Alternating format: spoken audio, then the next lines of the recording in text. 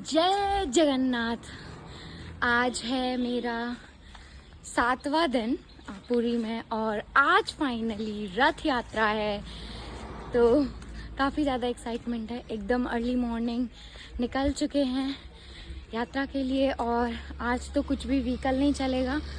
तो let's see कि पूरा यहाँ से 5 किलोमीटर पड़ता है तो वो मुझे वॉक करके ही जाना पड़ेगा। अगर कुछ टैक्सी या कुछ मिल गया तो वेल एंड गुड, नहीं मिला तो वॉक करके।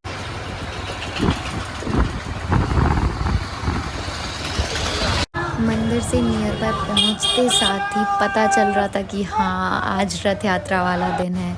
इतने सारे श्रद्धालु देखने को मिल रहे थे जो कि मंदिर की तरफ जा रहे थे। 1 किलोमीटर हमने भी पैदल यात्रा की और हम पहुँच जाते हैं फाइनली रथों के सामने। जगन्नाथ पीछे देख रहे हो, तीनों रथ हैं। पहला रथ, दूसरा, तीसरा जगन्नाथ जी का, सुभद्रा जी का एंड बलदेव जी का। फाइनली यहाँ पे पहुँच गई हूँ बट अभी हो रहा है 9:20 और रथ यात्रा शुरू होगी 4 या 5 बजे से। बट आना तो पड़ता है यहाँ पे, नहीं तो बैरिकेड्स लग जाते हैं। अभी भी बैरिकेड्स लगे हुए थे बट अलाउड नहीं है यहाँ पे आना। पीछे में वहाँ पे बैरिकेड्स लगे हुए हैं, वहाँ तक आना अलाउड है। तो इन रथों के नाम हैं ताल ध्वज, दर्प दलन एवं नंदी घोष।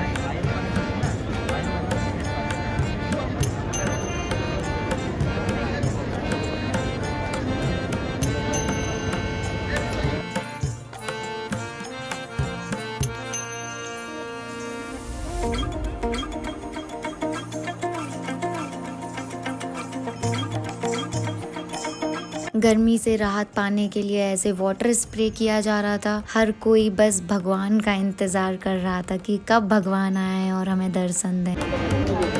ये ना जगन्नाथ जी का चंदन है जो कि यहाँ पे मुझे मिला हुआ है और मैं इधर पे बैठी हुई हूँ।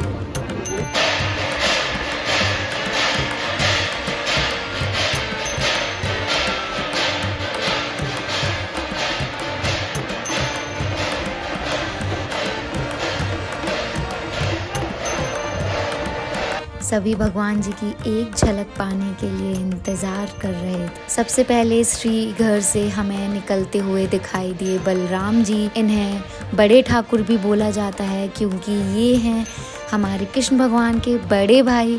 उसके बाद निकलेंगी सुभद्रा मैया, फिर उसके बाद निकलेंगे जगन्नाथ जी हमारे ठाकुर जी। इसी ही क्रम में इनके रथ भी चले जाएंगे। पहले जाएंगे बलराम जी का रथ, फिर सुभद्रा मैया का रथ, फिर जाएगा ठाकुर जी का रथ। तो आप भी देखिए और आप भी दर्शन कीजिए इनके। ये रथ यात्रा हमारे हृदय के बहुत बहुत बहुत ही करीब है। हमने इसे एक्सपीरियंस किया है।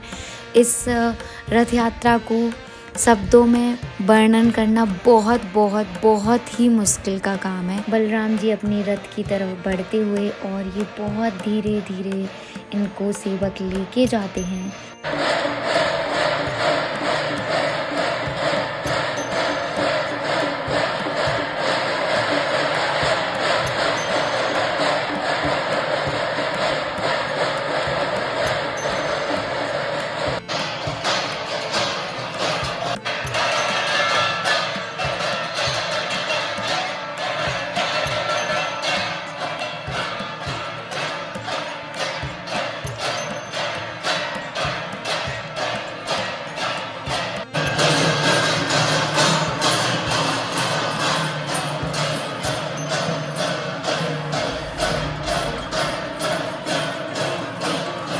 ये जो आप इतना भव्य रोंगटे खड़े कर देने वाला प्रदर्शन देख रहे हो, इन सेवक को बोलते हैं घंटुआ सेवक। और ये इतना सुर ताल में बजाते हैं कि आपके रोंगटे खड़े ना हो जाएं। तो आप कहना, अगर आप खुद से इसको महसूस करेंगे तो आप इनके ही सुर ताल में पहुंच जाएंगे। ये इनको माना जाता है ना कि जब भी भगवान जी आ रहे होते हैं बाहर या चढ़ रहे होते हैं, तो ये भगवान जी को ऐसा खुश करने के लिए ही करते हैं। और ये बेहद अच्छा था।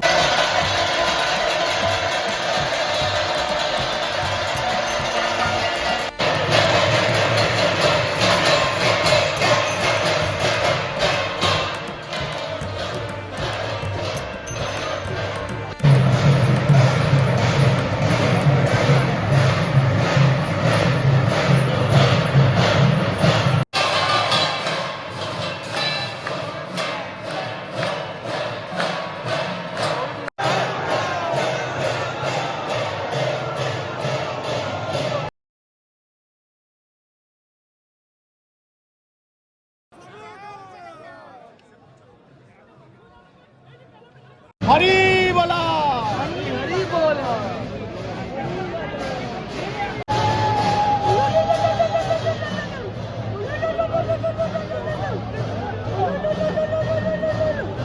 जय जगन्नाथ,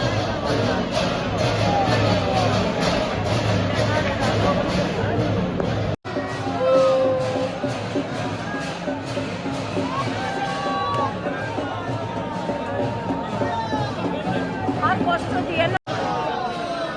জয় জগন্নাথ, উঠে পড়ো। জয় বাবা, উঠে পড়ো, উঠে পড়ো, উঠে পড়ো। জয় জগন্নাথ, জয় জগন্নাথ, উঠে পড়ো।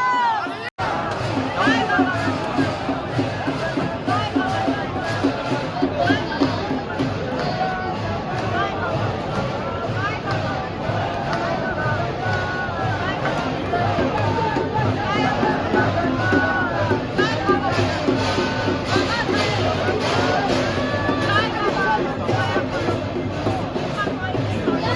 हमारे प्रभु रथों में विराजमान हो चुके हैं। और दृश्य देखिए आप, कितना प्यारा लग रहा है, कितना मनमोहक है। ये पीछे आपको जगन्नाथ मंदिर दिख रहा है और तीनों रथ दिख रहे हैं। ये दृश्य देखने लायक था, वाकई में बहुत ज्यादा ही प्यारा दृश्य था। फिर कुछ परंपरागत अनुष्ठान होते हैं। इसके बाद शंकराचार्य जी आएंगे, वो कुछ अनुष्ठान करते हैं। मुझे ज़्यादा जानकारी नहीं है इसके बारे में कि एग्जैक्टली क्या क्या होता है, पर मैंने हर कुछ देखा है। ये सारे कार्यक्रम लगभग 2 से ढाई घंटे चलते रहे और लोगों में जोश देखिए, बहुत ज़्यादा तेज धूप थी उस दिन, पर फिर शंकराचार्य जी भी पहुंच जाते हैं। और इस जगह पे मुझे इतना ज़्यादा सुंदर लग रहा था, तीनों रथों को देखना ही बहुत मनमोहक था।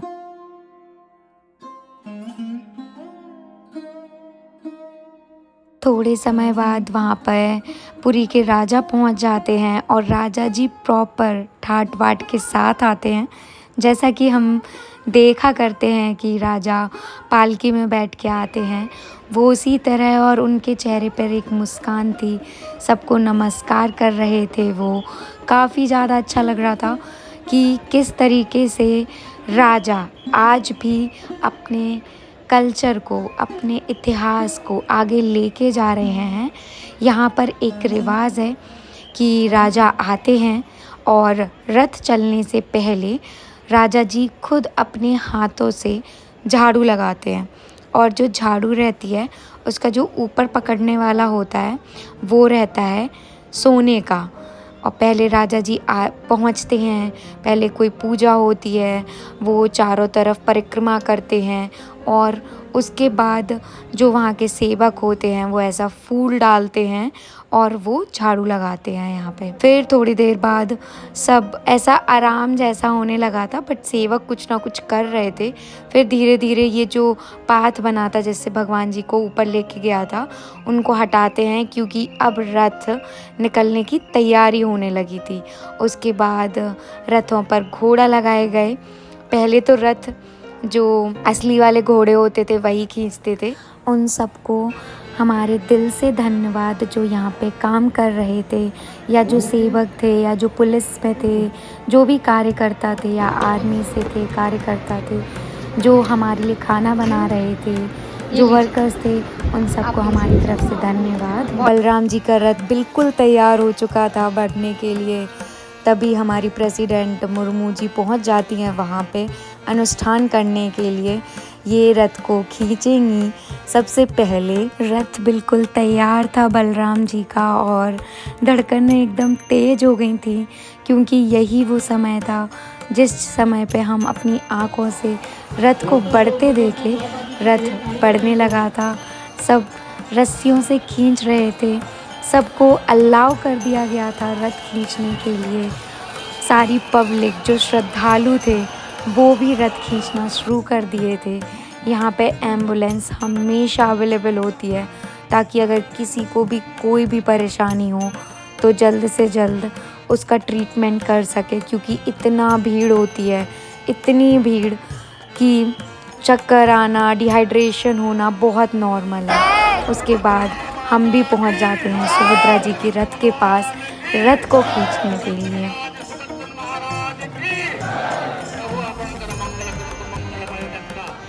फिर हम पहुंच जाते हैं आखिरकार रथ खींचने के लिए, और सच बताऊं ये वो पल था जिसका मुझे बहुत इंतज़ार था कि मैं रथ खींचूंगी। और बोलो जय जगन्नाथ, कुछ ऐसी हालत हो गई थी रथ खींचने के बाद।